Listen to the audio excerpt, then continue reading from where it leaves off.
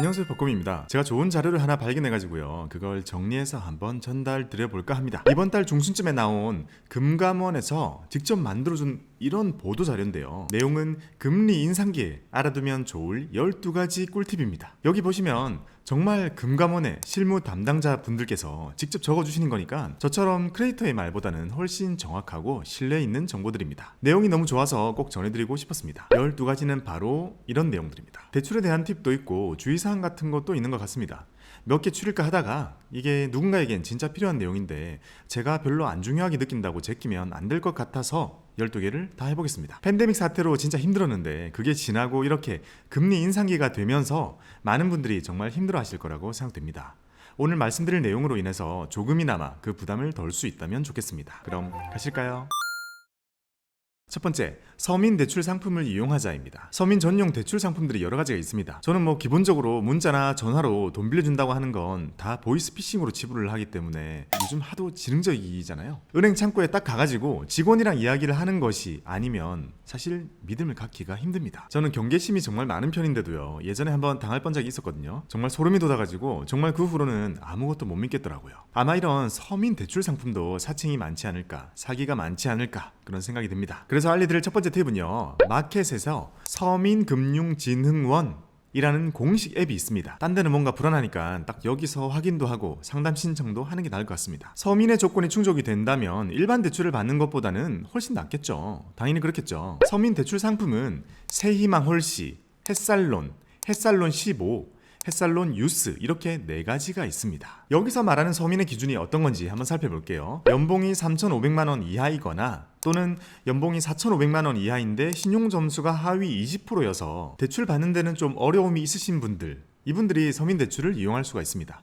무엇보다 이게 좋은 점은요, 성실상환자거나 취약계층이거나 금융교육을 이수하거나 이런 걸 하면 우대금리를 받을 수 있다는 겁니다.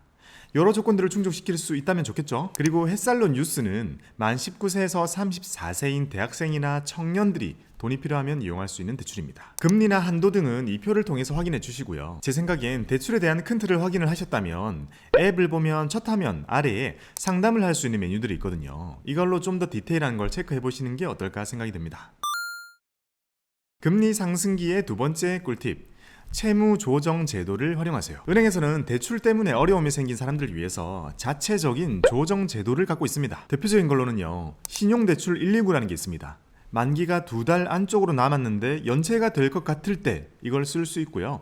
그러면 만기를 연장해 주거나 대환을 해주거나 그런 서비스를 받을 수 있습니다. 개인 사업자들은요, 개인 사업자 대출 119라는 것을 쓸 수 있고요. 실직을 하거나 폐업을 하거나 질병에 걸리거나 이런 일이 생긴 경우에는 원금 상환 유예 제도라는 것을 신청할 수 있습니다. 이 밖에도 대출금 때문에 어려움을 겪으신 분들을 위해서 신용회복위원회라는 곳이 있으니까 혼자 모든 걸 다 짊어지려고 하지 마시고 이런 제도적인 도움을 꼭 받으시기 바랍니다.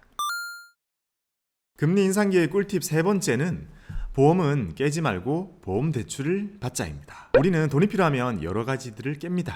예금을 깨고 보험을 깨고 청약을 깨고 연금저축을 깨는 등 더 급한 돈을 해결하기 위해서 많은 금융상품을 해지합니다. 근데 혹시 깨기 전에 이게 대출이 되는 상품이 아닌지 꼭 확인해 보시기 바랍니다. 보험이나 연금저축은 대출이 되거든요. 보험은 보험의 효력을 그대로 유지하면서 해지를 했을 때 나오는 돈의 한 50%에서 많게는 95%까지 대출이 나옵니다. 만약에 보험을 해지를 하면 받는 돈이 1,000만 원이라면요, 그걸로 대출을 하면 500에서 950만 원까지 나온다는 거죠. 급전이 필요해가지고 은행 대출을 이미 다 받았다면 돈을 구하기가 어렵잖아요. 근데 보험 대출은 은행 대출이 다 차도 이거는 나오는 거니까 급할 때 상당히 도움이 될 수 있습니다. 보험이나 연금저축 같은 거 내가 이미 넣어놓은 돈이 있기 때문에 이게 담보 역할을 해주는 거라서 별도의 심사 같은 것도 보통 없고 새벽에 신청을 해도 바로바로 나옵니다. 그리고 보험대출 같은 거는 갚는 거를 연체했다고 해도 그게 신용점수에 반영이 되지 않습니다. 게다가 일찍 갚는다고 해도 중도상환 수수료를 보통 안 냅니다. 그래서 급한 돈을 해결하고 나서 정신을 차렸는데 그동안에 부었던 보험이나 연금이 해지되어 있으면 얼마나 마음이 아프겠어요. 그러니까 깨기 전에 대출이 되는지 꼭 한번 확인해 보시기 바랍니다. 금리 인상기에 알아두면 좋을 팁 네 번째는 이자 내기 힘들어도 일부만이라도 내라는 겁니다. 은행의 대출 이자를 만약에 못 냈을 때 한 달이 지나면 그 이자에 다시 연체 이자가 붙기 시작합니다. 이게 막 이제 눈덩이처럼 불어나기 시작하는 거죠. 알려드릴 팁은요, 이자 내는 날 일부라도 내면 연체 이자를 안 낼 수 있다는 겁니다. 좀 더 디테일하게 설명을 드리면 이자의 최종 납부일 그것부터 한 달이 지나면 연체 이자가 붙기 시작한다고 합니다. 근데 이자를 조금이라도 내면 그 낸 금액만큼이 일할 계산돼 가지고 최종 납입일이 그만큼 뒤로 밀린다고 합니다. 뭐 이것도 대출 상품마다 조금씩 다르다고 하니까 꼭 확인해 보셔야 되고요. 어쨌든 돈이 들어오는 날이랑 대출 이자 내는 날이랑 이게 시차가 어긋나 가지고 애매한 상황이 생긴다면 이 제도를 꼭 확인해 보시기 바랍니다. 일부만이라도 내면 그게 이자의 일할 계산이 되면서 어쨌든 연체되지 않은 걸로 처리가 된다는 거죠.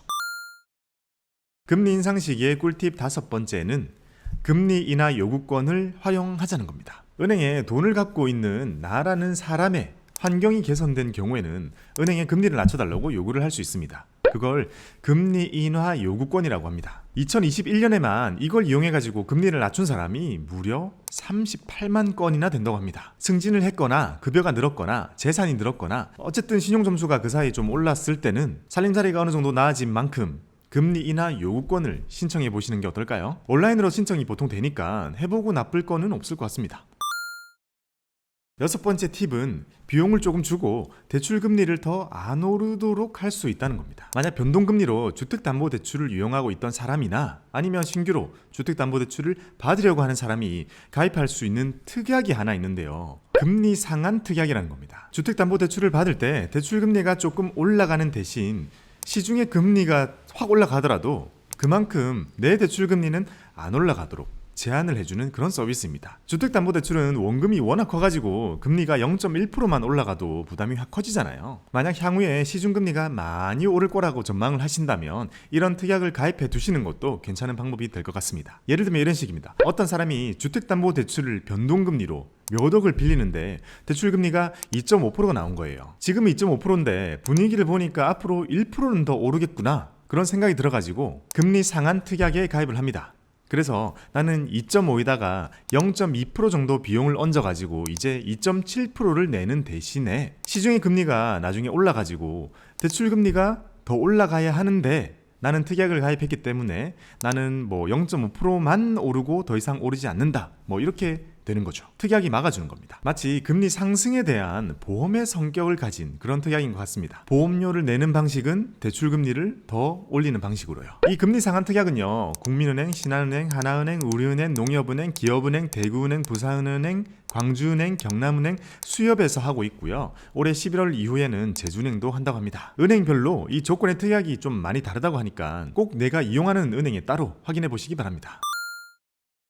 일곱 번째 팁은 금감원에서 만든 파인이라는 앱에서 금리 비교를 해보자는 겁니다. 금융감독원은 이 금융시장에서는 엄청난 절대 강자죠. 그래서 남들이 못하는 많은 일들을 할 수 있고 그런 걸 우리 같은 금융 소비자들을 위해서 파인이라는 사이트와 앱을 만들어서 우리에게 제공해주고 있습니다. 한화가 만든 앱도 파인이죠. 이름 비슷합니다. 똑같죠. 금감원이 만들어 놓은 파인에 들어가면 메뉴들 중에서 금융상품 한눈에라는 메뉴가 있습니다. 여기 들어가면 은행의 예적금 금리, 대출금리 이런 거 싹 비교해주고요. 연금저축이나 퇴직연금 같이 우리가 좋아하는 그런 것들도 수익률이랑 비용 같은 것들이 다 비교되어 있습니다. 제가 가끔씩 증권사들의 RP나 발행음, 달러 RP 이런 거는 금리 비교를 해드리잖아요. 근데 은행의 예금이랑 대출금리는 사실 제 관심사가 아니다 보니까 비교를 해드릴 계획이 따로 없거든요. 그러니까 여기 파인을 적극적으로 활용하시기 바랍니다. 여덟 번째 팁은 은행의 꺾기, 거절하자는 겁니다. 예로부터 전해 내려오는 꺾기라는 기술이 있습니다. 은행에서 대출을 받을 때 보험이나 펀드 같은 걸 가입을 강요하는 거죠. 돈을 빌리는 입장에서는 더 약자니까 그렇게 계획에 없었던 금융상품을 가입하게 되는 경우가 많았습니다. 이걸 꺾기라고 하는데요. 과거에는 아주 많았고요. 저도 태어나서 처음 대출을 받았을 때 3단 꺾기를 당했었는데요. 정말 그냥 원래 하는 거구나 그렇게 생각하고 했었던 기억이 납니다. 근데 이제 이 꺾기가 금융소비자보호법이 시행이 된 이후로 강하게 처벌하는 불공정 행위가 되었습니다. 이제 대출을 받는 날을 기준으로 앞으로 한 달, 뒤로 한 달 동안 다른 상품을 가입을 하면 꺾기로 간주됩니다. 그러니까 이제 당당히 외치세요. 저는 안 꺾을게요.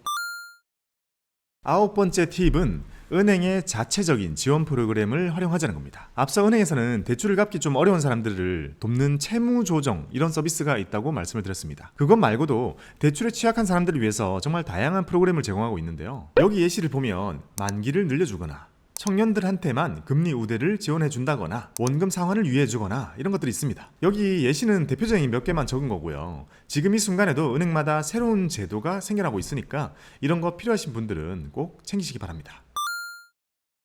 10번째 팁은 신용카드 리볼빙 대신에 중금리 대출을 쓰자는 겁니다. 생각 없이 카드를 막 쓰다 보면 대금 결제일이 다가오는데 돈이 부족한 경우가 있습니다.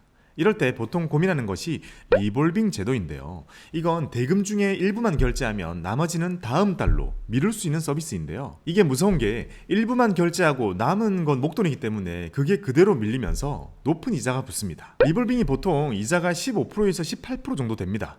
그러니까 이게 몇 달만 밀리면 우리가 배웠던 그 엄청난 복리 효과가 여기서 막 일어나게 됩니다. 저도 예전에 한번 썼다가 엄청 고생한 적이 있는데요. 그래서 이것보다는 중금리 대출을 이용하는 것이 보통 금리 면에서 낫다는 겁니다. 요즘 대출 비교 앱 같은 것이 잘 돼 있잖아요. 뭐 토스 안에서 해도 되고 핀다 같은 비교 앱도 있죠. 그런데 들어가서 조회를 해보면 적어도 리볼빙 금리보다는 유리한 곳을 찾으실 수가 있을 겁니다. 세상에서 이자 내는 게 제일 아깝잖아요.